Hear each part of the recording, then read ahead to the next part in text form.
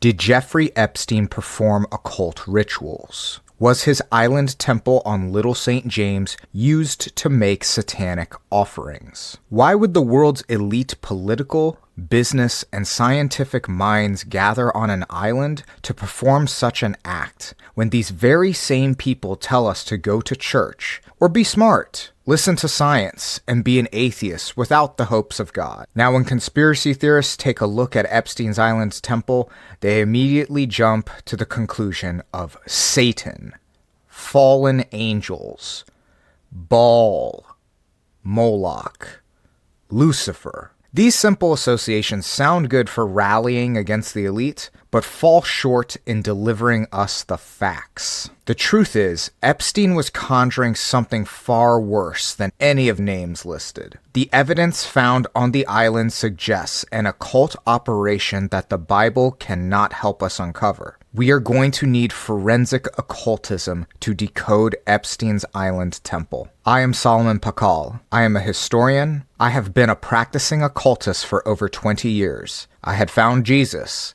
and rejected all magic, then came back to magic after realizing that both the church and mystical texts are lying to us. Join me today if you are tired of simple superstitions surrounding this island temple. If you are serious about the mystery surrounding Little St. James, let us begin. If you want to support my work and research, subscribe to my Substack, the Mystery Codex.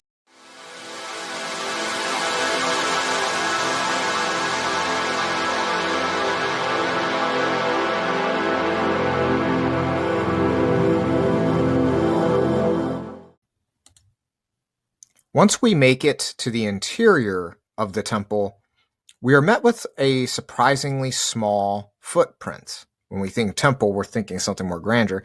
Take a look from the outside. You can only imagine how small it would be, but inside it's certainly fitting of a miniature almost space. Now, the most easily thing that captures the eye here is the two-pillar bookcase. Now, that already raises a lot of flags to especially conspiracy theorists and secret society researchers, because when you see this, you automatically think it's the Masons. But let's look at the fine details here, and I can guarantee you it is not that simple. Quickly, I want to draw your attention to the marbled wallpaper or the marbled painting, that it somewhat resembles the geometric squarish and zigzag patterns that we have outside. It may seem like kind of a stretch, but I think there's a deliberate play of kind of these alternating and oscillating geometric patterns that may help with being suggestive to the subconscious. They could be simply decoration, but I think in a space like this, we could also make the argument that every single thing has an intention and a purpose. The two pillars that are a part of this bookcase, let's take a look very, very carefully at the layout. There is one column that is a column. There's one pillar that is a column. Then the other pillar is a spiral. Let's keep that in mind as we go forward when we are considering that it's the Masons or this is a Masonic thing. On the ceiling is a mural of the Western Zodiac, and we will get to that in much more detail in a second. Now, witness testimonies is that, and worker testimonies, is that there was only one wall decoration for at least a long period of time within the temple. And that was a portrait photograph of Epstein with Pope John Paul II. I think that's also very notable. And then within this chamber, we have an embedded ritualistic symbol that I believe is the most important symbol out of everything on the island, more than the sundial, more than the visceral exterior of the temple itself. I believe this symbol gives us the answers to the proverbial test of figuring out, or at least a large slew of clues to who this group was and what they were actually prioritizing. So, I want to move to a video that was taken by O'Keefe Media Group on the inside of the temple to give you kind of a bit more of a closer view of like what's going on in here.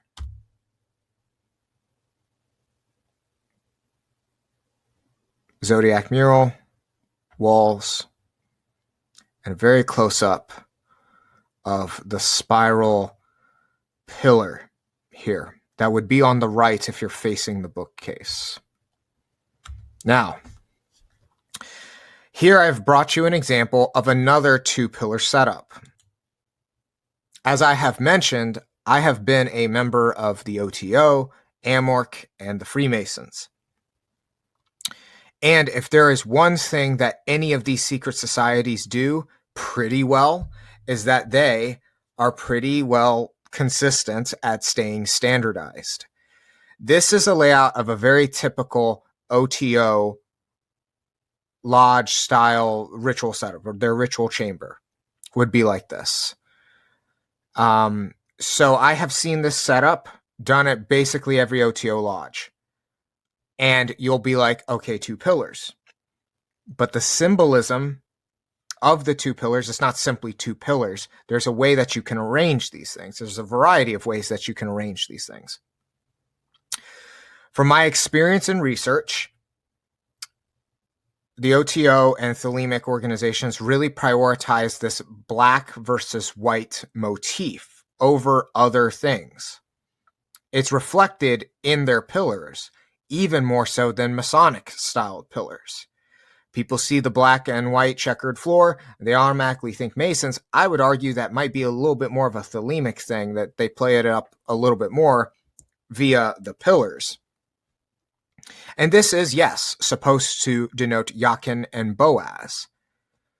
But the way that it is delivered is very, very distinct, as opposed to just like, let's slap some pillars there, let's just copy Freemasonry.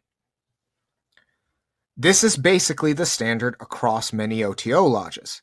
In fact, it's the standard of every OTO lodge I've ever, or any OTO operation I have ever seen. It is, there might be like some very, very negotiable differences, but you're prioritizing the white and black dichotomy, which that was not what we saw in the Epstein Lodge, in the Epstein Temple, was not a prioritization of distinguishing between black and white. Could even argue that they didn't even consider the black and white thing with the temple itself, because they are using the oblong architecture with combinations of white and blue. So let's take a look at what actual Masonic temple columns look like, because it must be the Masons, right? Here is a picture of a Masonic lodge, and I have seen in particularly two Masonic lodges from the Washington, D.C. area, that this is basically the standard of all columns, or I'm sorry, all pillars, is a column style, like pure column style on both sides. And they typically, if they have the ceiling space for it, have the globes on top, and the globes are the major demarcations of Jachin and Boaz, but also you should know your left from right. The architectural style here is very distinct. In fact, yes, Washington, D.C. and all those conspiracies about the Masons being involved, yeah, it's very reflected in the architecture. It's also very like Athenian, Greek, Greco-Roman influenced, right? But so are the pillars for the Masonic systems of ritual and magic. So if we go back really quick and just compare what are these columns versus these pillars versus these pillars, are they the exact same? And I'm telling you, to actual occultist and ritual operations, these things do make a difference. Can you do similar things with them? Yes. But when conspiracy theorists are looking at Epstein's Island, or they're looking at the Masons, they see two pillars and they want to say it's Masonic. And that is the wrong approach to it. What they should be saying is that the pillars are not a Masonic signal, they are a dualistic symbol. Because dualism is not inherently exclusive to Freemasonry. It is not inherently exclusive to lodges and secret societies. They got these concepts from older esoteric, or even more, you could argue, fundamental esoteric sources. So really, we should be looking at two pillars and not see Masons. We should see it as dualism. They are trying to tap into a fundamental aspect of metaphysics. I'll give you another example. So, if I have noodles on my plate, I'll be like, this is Chinese. That's pretty ignorant because there's noodles in Vietnam. There's noodles, obviously, in Italy. So the idea of noodle as a dining dish supersedes that of it simply being Chinese or being whatever like culture is trying to utilize it for its use. You see what I'm saying? So dualism is the concept in which they're trying to use pillars to ground. That grounding really predates the Masons. It's something that, like, even in witchcraft cultures, using 2 pillar candles, like 7-day candles, to demarcate kind of a liminal space, and in between the two is like a liminal space. Like, people did this without the knowledge of Freemasonry. Okay? And if you want to get super conspiratorial about it, say it was fallen angels and stuff, we'll get to that later. And that's hogwash. It's hogwash. It does not take much in the realm of human ingenuity, especially in the primal world, and you're interacting with nature much more closely, to come up with these conclusions on your own. So that is one example. I'll give you another example. In combat sports, we have boxing, we have like kickboxing, like Muay Thai. And you can throw a left hook in both sports, but the left hook is not exclusive to boxing or Muay Thai. It is a technique and concept that you can carry over multiple martial arts. So the concept of left hook transcends the concept of boxing and transcends the concept of Muay Thai. In fact, based upon the art and the rule set, the left hooks are very different. In Muay Thai, because I have to address kicks, my stance is typically a bit more upright, meaning that my left hooks are not going to have nearly as much comparable power to that of pure boxing, because people can get lower in their stance and really drive much more force. So the typical boxing hook is more powerful than the typical Muay Thai hook. But because of like the rules of the sport dictate like what you are able to do, so it forces you to make choices and make concessions. I will concede power on this left hook so that I can be a bit more aware and defensive for kicks and such, and also be able to launch my own kicks. But in boxing, you don't have to address that, so you can focus fully on delivering power. And that is what I want to bring here with this understanding. Magic is a live art, just like boxing or Muay Thai or combat. And when we look at these things from a pedestrian or conspiratorial level, you just want to see Freemasons, you just want to see fallen angels or something, and it's not actually seeing magic for what it is. It is a live art that is, I don't want to say completely amoral. There is a spectrum of morality found within magic, but it can be used amorally because it is as a fundamental current as the air drafts that bring a blizzard out of nowhere. And that town may have been full of good people, but it's amoral when the blizzard comes through. That is what magic is, and that is what we are looking at when we see these 2 pillar systems. So is it fair to say what Epstein and his crew were doing ritualistically on his island with the pillars Masonic? I do not believe so. I believe it is a more fair statement to say, were they trying to utilize Jachin and Boaz, the concepts of Jachin and Boaz, the concepts of mercy and severity? I would say yes, because these are fundamental forces that if you're going to do major rituals, especially like in a more ceremonial fashion, you have to constitute for a lot of metaphysical mechanics, such as like 4 directions, mercy, severity, this kind of dualism. They're constituting for a lot of different mechanics. Therefore, I do believe they were doing elaborate rituals. Now, let's take a look, though, at their architecture for their specific pillars.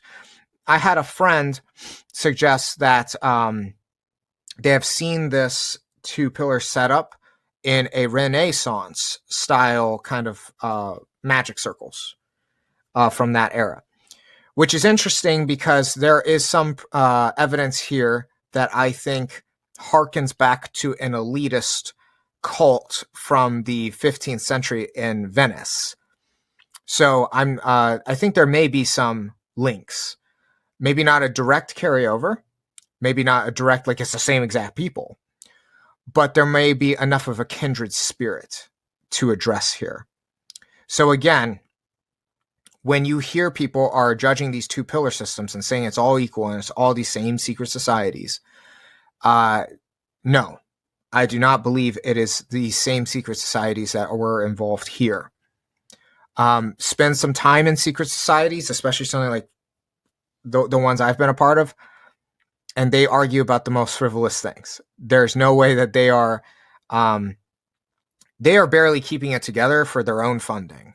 It's amazing how like the Freemasons have been like marked as like the Luciferians of the world when they can barely keep the lights on. Maybe the ones in the Scottish Rite in the temple in DC will always have a budget, but many Masonic lodges have been closing at an accelerated rate.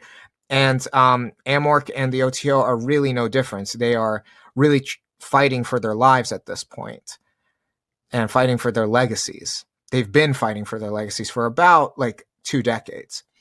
So these are not the same people that are controlling the world. I'm not saying that the people that are doing these more, elite rituals, that they don't have any experience with these kinds of more lodge-based things. But to say it's these lodges and even their elites that are running this operation and operations similar to it, that is a complete pedestrian and largely religiously fueled agenda to push that down and make the bad guys very simple to explain. If you want a personalized tour into the powers of Mayan astrology, book your birth chart reading with me today at MayanMysterySchool.com. Over the course of our sessions, we will deep dive into your innate spiritual qualities, subconscious instincts, how to maximize your relationships with others, analyze your darkest shadows, and outline a path towards your greatest good, prosperity, and highest quality of life.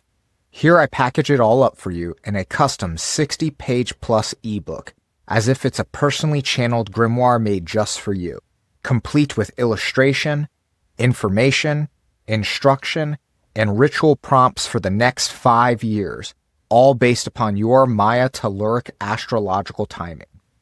This is unlike any other manifestation, magic, esoteric, or occult coaching program or course program out there. The depth, rarity of Mayan ancestral practice expertise, and actionable results makes your Mayan destiny divination a one-of-a-kind experience. Due to the immersion involved, I can only take a few clients on at a time. I look forward to working together.